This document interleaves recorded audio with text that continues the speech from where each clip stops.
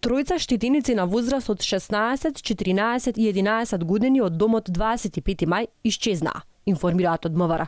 Децата во вторникот напладне го напуштиле домот и тргнале во непознат правец. Ова писмено на полицијата и го пријавил вработен во домот. Денеска од Министерството за труд и социјала за Алфа во телефонски разговор портпаролката ни објасни дека процедура било тие да не излегуваат со информација за исчезнати деца пред тоа да го направи полицијата.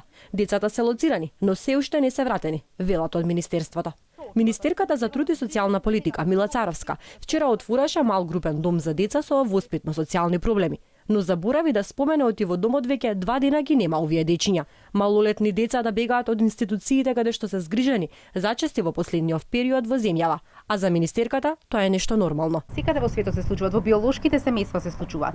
Сите ризици кои што се собрани кај овие деца даваат голема тежина во решавање на проблеми. Знаете, кај едно дете веројатно се прават на 20-30 обиди за да се врати во систем соодветно. И тоа е задачата на социјалниот систем.